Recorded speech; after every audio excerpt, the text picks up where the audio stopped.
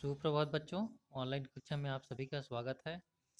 मैं मनोज साहू। आज मैं पढ़ाने जा रहा हूँ आप लोगों को कक्षा 9वीं के हिंदी पुस्तक के पाठ 7.3 अखबार में नाम।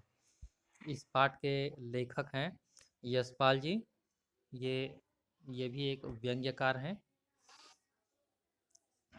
आइए उनके बारे में थोड़ा जानते हैं।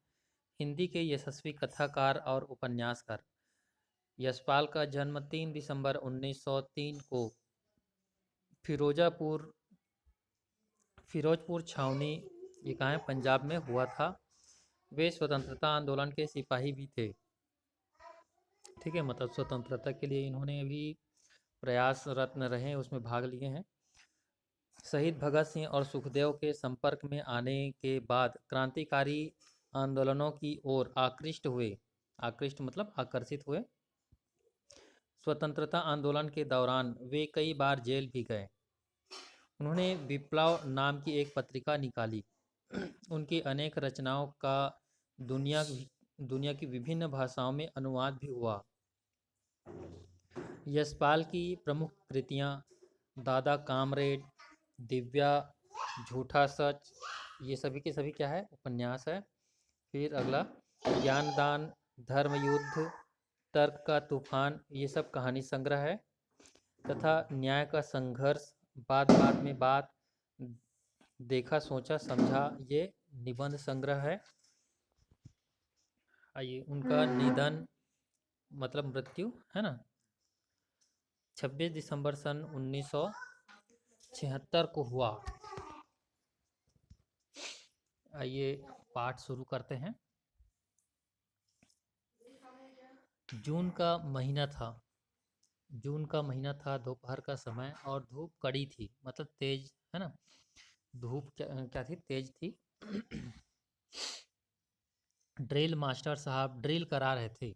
ड्रिल आप लोग जो मार्च पास्ट करते हैं वैसे ही, जो मार्च पास्ट जैसे कर होता है ये भी, है ना। तो ड्रिल करवा रहे थे। मास्टर साहब ने लड़कों को एक लाइन में खड़े होकर डबल मार्च करने का ऑर्डर दिया। ठीक है, मार्च पास्ट करने जैसे करते हैं तो लगातार वो ग्राउंड में, स्कूल के ग्राउंड में मास्टर साहब ने लड़कों को एक लाइन में खड़े होकर डबल मार्च करने को ऑर्डर दिया। लड़कों की लाइन ने मैदान का एक चक्कर पूरा कर दूसरा आरंभ किया था कि, मतलब एक चक्कर पूरा गोल मार्च हो गया है ना, कर लिए। तो उसके बाद फिर से दूसरा जब लगाने वाले थे, है दूसरा जैसे ही आरंभ हुआ कि अनंतराम गिर पड़ा। ठीक है, अनंतराम क्या हुआ, गिर पड़ा। मास्टर साहब ने पुकारा हाल्ट, मतलब सब इधर उधर, मतलब अपना आराम से मतलब रहे, ऐसा करके है ना। तो हाल्ट करके जैसे ही बोले, लड़के लाइन से बिखर गए। मास्टर साहब और दो लड़कों ने मिलकर अनंत को उठाया और बरामदे में ले आए। ठीक है, जैसे हमारे स्कूल में सभी कक्षाओं के सामने जो चलने के लिए है ना, वैसे ही बरामदे में ले आए। मास्टर साहब ने एक लड़की को दौड़कर पानी लाने का हुक्म दिया तो दो तीन लड़के स्कूल की कापियाँ लेकर अनंत को हवा झलने लगे। ठीक है, क्योंकि अनंत राम को चक्कर आ गया था, इसलिए दो तीन लड़के मिलकर और वो मास्टर साहब उसको बरामदे में लाके एक लड़के को पानी लाने का हुक्म दिया, मतलब आदेश दिया, और दो तीन लड़के कॉपियाँ लेकर उसको हवा फूक रहे हैं, है ना, हवा झल रहे हैं। अनंत के मुंह पर पानी के छींटे मारे गए। उसे होश आते आते मास्टर साहब भी आ गए। उसे जब तक होश आता तब तक हेड मास्टर साहब भी आ गए और अनंत राम के सिर पर हाथ फेरकर पुचकार कर उन्होंने उसे तसल्ली दी। ठीक है, और हेड मास्टर साहब ने भी अनंत राम के सिर पर हाथ फेरकर पुचकार कर उसको तसल्ली दी कि सब ठीक है करके। स्कूल का चपरासी एक तांगा ले आया। दो लड़कों के साथ ड्रिल मास्टर अनंत राम को उसके घर पहुंचाने गए। स्कूल भर में स्कूल भर में अनंतराम के बेहोश हो जाने की खबर फैल गई। स्कूल में सब उसे जान गए। ठीक है। स्कूल में अनंत राम को सभी लोग जान गए। ठीक है, मशहूर हो गया, समझ लीजिए। लड़कों के धूप में दौड़ते समय लड़कों के धूप में दौड़ते समय गुरदास लाइन में अनंत राम से दो लड़कों के बाद था। चलिए आगे देखते हैं। लड़कों के धूप में दौड़ते समय मतलब जो धूप में दौड़ रहे थे उस समय गुरदास लाइन में अनंत राम से दो लड़कों के बाद था। अनंत राम जो बेहोश हो गया है ना, उसके दो लाइन पीछे था। ठीक है, दो लड़कों के बाद था उस अनंत राम के दो लड़कों के बाद कौन था? गुरदास, है ना। और यह घटना और कांड हो जाने के बाद वह सोचता रहा। ठीक है, वो सोच रहा था कि अनंत राम की जगह अगर वह बेहोश होकर गिर जाता, वैसे ही चोट आ जाती तो कितना अच्छा होता, है ना। यहाँ सोचिए, वो चक्कर खा के गिर गया और उसको चोट लग गई, तो ये सोच रहा है अनंत राम की ऐसा गिरने से, चक्कर खा के गिरने से गुरदास सोच रहा है, क्या सोच रहा है कि उसके जगह अगर मैं होता तो कितना अच्छा होता, है ना। क्यों सोच रहा है ये? आह भरकर उसने सोचा, मतलब थोड़ा से दुखी होकर वो सोचता है सब लोग उसे जान जाते और उसकी खातिर होती। ठीक है, वो किस लिए ऐसा सोच रहा है कि उसके अनंत राम की जगह मैं गिर जाता और मुझे चोट आती तो कितना अच्छा होता, ये किस लिए सोच रहा है? सब लोग उसे जान जाते मतलब मशहूर हो जाता। ठीक है, और उसकी खातिर होती, मतलब चारों ओर दो चार लोग होते, उसको पानी पिलाते, छींटे मारते, हेडमास्टर साहब आके उसको पूछते, उसको घर ले जाते मास्टर साहब, ये सब वो अपने लिए सोच रहा है। ठीक है, कौन सोच रहा है? गुरदास। ठीक है, गुरदास जो है वो मशहूर होने के लिए, मतलब मशहूर होने का या ये लोगों के बीच में जानने के लिए बहुत ही शौकीन है वो, है ना। उसका प्रबल इच्छा है ना। श्रेणी में भी गुरदास की ऐसी ही हालत थी, मतलब कक्षा में जो स्थिति थी, ठीक है, उसमें भी गुरदास का ऐसी ही हालत थी। मास्टर साहब सवाल लिखकर बेंचों के बीच में घूमते हुए नज़र डालते थे कि मास्टर साहब, है ना, गणित के जो मास्टर है, टीचर है, वो सवाल लिखाकर ब्लैक बोर्ड में सवालों को लिखाकर, प्रश्न को लिखाकर बेंचों के बीच जब वो घूमते हुए नज़र डालते थे कि लड़का नकल या कोई दूसरी बेजा हरकत, ठीक है, मतलब कोई दूसरा उटपटांग हरकत तो नहीं कर रहा है ना। ऐसे जब घूमते रहते थे ये सब देखने के लिए, लड़कों के मन में यह होड़ चल रही होती कि सबसे पहले सवाल पूरा करके कौन खड़ा हो जाता है। ठीक है, सभी लोग ये सोचते रहते थे, कोशिश करते रहते थे कि सबसे पहले किसका सवाल पहले हो जाए, कंप्लीट हो जाए, है ना। गुरदास बड़े यत्न से अपना मस्तिष्क कॉपी में गड़ा देता। कहने का मतलब है कि ध्यान से वो कॉपी में गणित बनाने में लगा रहता, है ना। उंगलियों पर गुना और योग करके उत्तर तक पहुंच ही रहा होता कि जैसे ही वो उंगलियों को गुना भाग करके उत्तर पहुंची रहने वाला होता है, मतलब पहुंचने वाला ही होता है उत्तर के पास, बनवारी सवाल पूरा करके खड़ा हो जाता। ठीक है, गुरदास का उत्साह भंग हो जाता और दो तीन पल की देर यूं भी हो जाती। ठीक है, कभी कभी सबसे पहले सवाल कर सकने की उलझन के कारण, मतलब कभी कभी जल्दी सवाल को हल करने के कारण कहीं भूल भी हो जाती, कहीं कहीं गलत हो जाता था। मैं गणित की जो सवाल है वो जल्दी जल्दी करने के कारण, हड़बड़ी के कारण गलत हो जाता था, है ना। मास्टर साहब शाबाशी देते तो बनवारी और खन्ना को, और डांटते तो तक खालिफ और महेश का ही नाम लेकर। ठीक है, मास्टर साहब जो है शाबाशी देते तो बनवारी और खन्ना को। ठीक है, बनवारी और खन्ना दो लड़के हैं जो अच्छा होशियार है, तो हमेशा उसी की तारीफ करते थे। और डांटते किसको थे? खलिक और महेश को, महेश का ही नाम लेकर, है ना।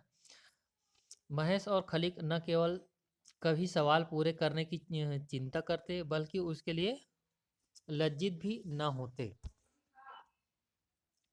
ठीक है, ये महेश और खलीक ऐसे बच्चे थे, ऐसे स्टूडेंट थे जो सवाल को पूरा करने की चिंता तो दूर, उसको लज्जित होने का भी कोई डर नहीं था, है ना, लज्जित भी नहीं होते थे।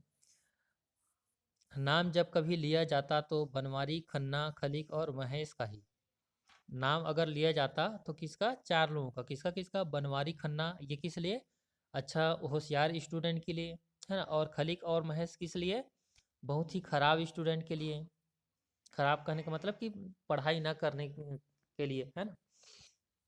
गुरदास बेचारे का कभी ऐसी ही हालत, ठीक है, मतलब गुरदास का कभी नाम नहीं लेते, है ना। और ऐसी ही हालत क्या किसकी सब्जेक्ट में, व्याकरण और अंग्रेजी की क्लास में भी यही हालत थी, है ना। कुछ लड़के पढ़ाई लिखाई में बहुत तेज होने के कारण प्रशंसा पाते और कोई डांट डपट के प्रति निर्द्वंद होने के कारण बेंच पर खड़े कर दिए जाने के कारण लोगों की नज़र में चढ़कर नाम कमा लेते। ठीक है, गुरदास बेचारा दोनों तरफ से बीच में रह जाता। ठीक है, मतलब ये कैसे भी करके प्रसिद्ध होना चाहता है, लोग मतलब वो चाहता है कि लोग उसको जान जाए, पूरे स्कूल भर में या आसपास के जो लोग हैं वो उसको जान जाए। ये इसकी दिली तमन्ना है, किसकी, गुरदास की, है ना। चाहे वो अच्छे कामों के लिए हो या बुरे कार्यों के लिए हो, वो प्रसिद्ध होना चाहता है बस, है ना। चलिए आगे देखते हैं। इतिहास में गुरदास की विशेष रुचि थी। इतिहास में गुरदास की विशेष रुचि थी। शेरशाह सूरी और खिलजी की चढ़ाइयों और अकबर के शासन का वर्णन उसके मस्तिष्क में सचित्र होकर चक्कर काटते रहते। ठीक है, शेरशाह सूरी और खिलजी के जो चढ़ाई चढ़ाई मतलब लड़ाई आक्रमण, है ना, और अकबर के शासन के वर्णन उसके मस्तिष्क में एकदम ऐसे लगते रहता था कि जैसे वो, जैसे हम टीवी देखते हैं तो हमारे मन में जो बसा रहता है ना, तो वैसे ही उसको वो इतिहास पूरा रटा रुटाया था। वैसे ही शिवाजी के अनेक किले जीतने के वर्णन भी, वह अपनी कल्पना में अपने आप को शिवाजी की तरह ऊंची नोकदार पगड़ी पहने, छोटी दाढ़ी रखे और वैसे ही चोंगा मतलब जो पहनावा होता है ना, वैसे ही चोगा पहने, तलवार लिए सेना के आगे घोड़े पर सर पर दौड़ता चला जाता देखता अपने आप को। ठीक है, चलिए आगे देखते हैं। इतिहास को यूं मनस्थ कर लेने या इतिहास में स्वयं समा जाने पर भी गुरदास को इन महत्वपूर्ण घटनाओं की तारीखों और सन याद न रहते थे। ठीक है, मतलब उसको हर एक घटना याद है कि कौन किसके ऊपर चढ़ाई किया, कौन से किले जीते, कौन से क्या हुआ, ये सब मालूम है। ठीक है, कौन किसका भाई था, कौन किसको साथ दिया, कौन किसको धोखा दिया, इतिहास के संबंध में वो सब याद था उसको एकदम कंठस्थ। लेकिन जैसी तारीखें और सन को याद करने की बात आती थी, गुरदास के काल्पनिक ऐतिहासिक चित्रों में तारीखों और सनों का कोई स्थान न था। मतलब उसको बिल्कुल भी याद नहीं रहता वो तारीख और जो सन ठीक है, मतलब कौन से सन में कौन सी लड़ाई लड़ी गई है ना, ये बिल्कुल भी वो समय या सन जो है वो बिल्कुल भी याद नहीं रहता। परिणाम यह होता कि इतिहास की क्लास में भी गुरदास को शाबाशी मिलने या उसके नाम पुकारे जाने का समय न आता। मतलब इसके कारण वो शाबाशी नहीं मिल पाता उसको, सबके सामने अपना नाम पुकारा जाता सुनने की गुरदास की महत्वाकांक्षा, सबके सामने अपना नाम पुकारा जाता, है ना, सुनने की गुरदास की महत्वाकांक्षा उसके छोटे से हृदय में इतिहास के अतीत के बोझ के नीचे दबकर खिसकती रह जाती। सिसकती, सिसकना मतलब जो रोते समय जो होती है ना, तो उसको बोलते हैं सिसकियां भरना, है ना, तो वैसे ही वो सिसकियां रह जाती। तीस पर, तीस पर मतलब जिस पर इतिहास के मास्टर साहब का प्रायः कहते रहना कि दुनिया में लाखों लोग मरते जाते हैं, परंतु जीवन वास्तव में उन्हीं लोगों का होता है जो मरकर भी अपना नाम जिंदा छोड़ जाते हैं। गुरदास के सिसकते हृदय को एक और चोट पहुंचा देते। ठीक है, कहने का मतलब ये है कि टीचर बोलते हैं, है ना, शिक्षक बोलते हैं कि कुछ लोग तो मर जाते हैं लेकिन उनका जो नाम है वो जिंदा रह जाते हैं। ठीक है, जैसे कि अभी के समय में देखें तो नेताजी सुभाष चंद्र बोस, है ना, चंद्रशेखर आज़ाद, भगत सिंह, ये सभी लोग अभी नहीं हैं लेकिन उनके नाम को अभी भी पूरे संपूर्ण भारत में और विदेशों में भी जानते होंगे, है ना। तो ऐसे ही बोलने से उसको और ज़्यादा दुख होता, किसको, गुरदास को, है ना, गुरदास के सिसकते हृदय को एक और चोट पहुंचा देता। चलिए आगे देखते हैं। गुरदास अपने माता पिता की संतानों में 3 बहनों का अकेला भाई था। गुरदास जो है अपने माता पिता की 3 संतानों में संतानों में 3 बहनों का अकेला भाई था। मतलब उनके माता पिता के 4 संतान है, 3 बहन है और गुरदास एक भाई। उसकी माँ उसे राजा बेटा कहकर पुकारती थी। स्वयं पिता रेलवे के दफ्तर में साधारण क्लर्की करते थे, मतलब लिपिक थे, क्लर्क थे, है ना। कभी कह देते कि उनका पुत्र ही उनका नाम और अपना नाम रोशन कर जाएगा।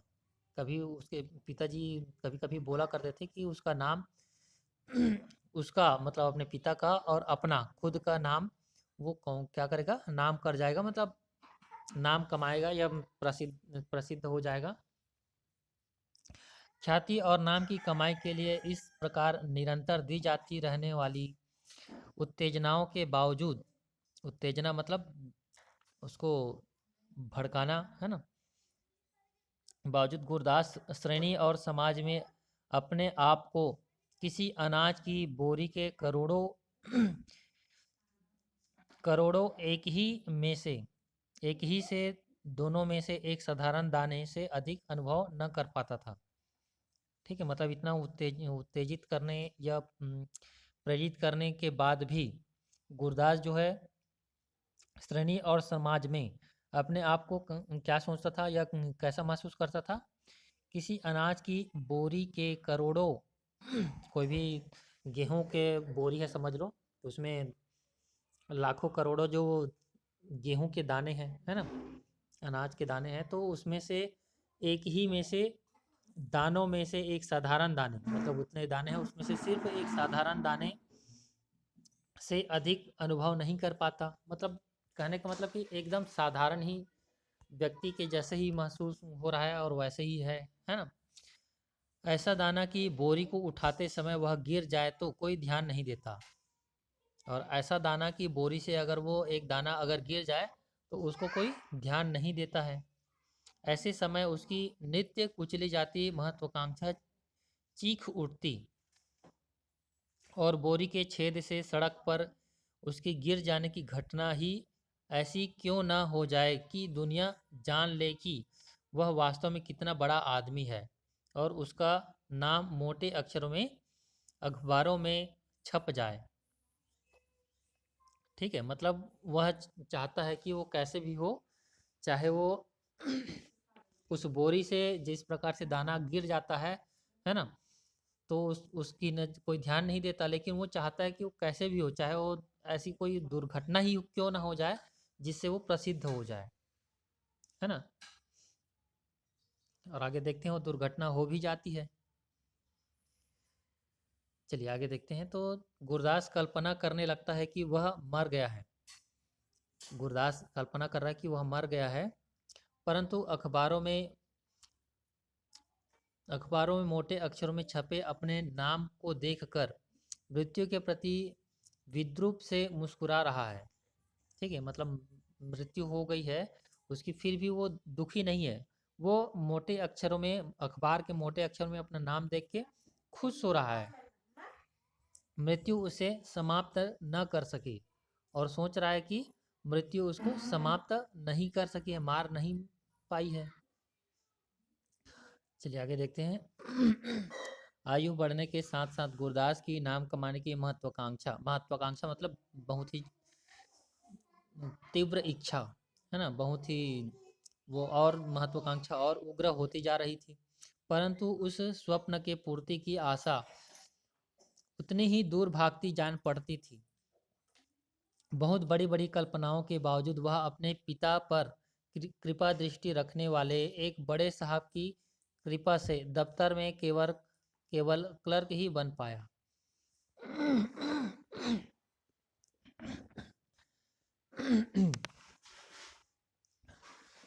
गुरदास जो है इतना मतलब इतनी महत्वाकांक्षा रखते हुए भी वो कुछ खास नहीं कर पाया, है ना। और वो अपने पिता की कृपा दृष्टि से मतलब सिफारिश से या उसके बोलने पर एक बड़े साहब की कृपा से दफ्तर में एक क्लर्क ही बन पाया। मतलब वो उसके पिता और वो स्वयं चाहता था कि वो बड़ा अधिकारी बने, लेकिन वो सिर्फ एक क्लर्क ही बन पाया। जिन दिनों गुरदास अपने मन को समझाकर यह संतोष दे रहा था कि उसके मोहल्ले से उसके मोहल्ले के 1000 से अधिक लोगों में से किसी का भी तो कोई कभी अखबार में अ,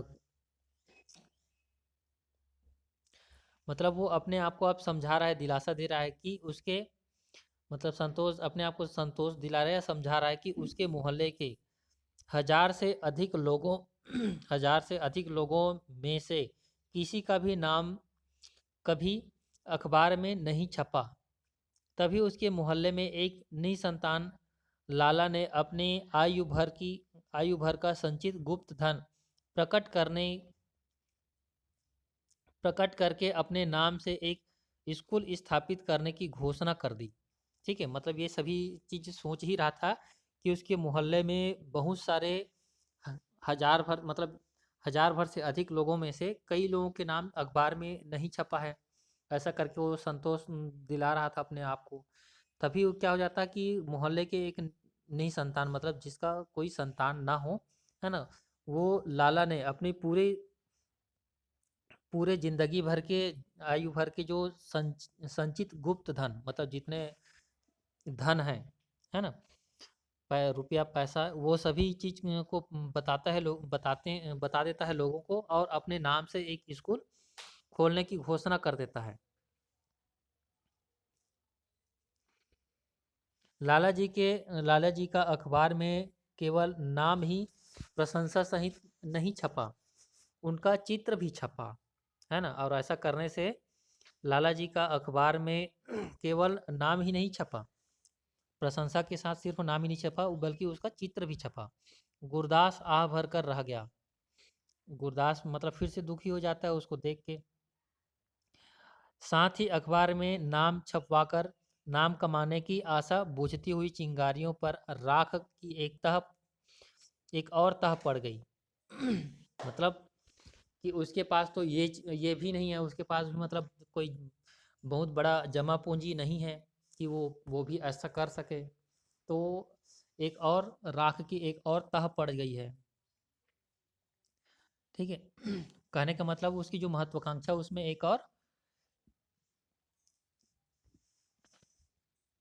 एक परत पड़ गई है बोल सकते हो, है ना।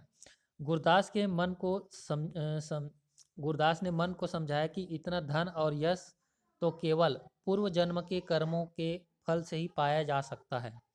इस जन्म में तो ऐसे अवसर और साधन की कोई आशा उस जैसों के लिए हो ही नहीं सकती थी। चलिए बाकी कल पढ़ेंगे।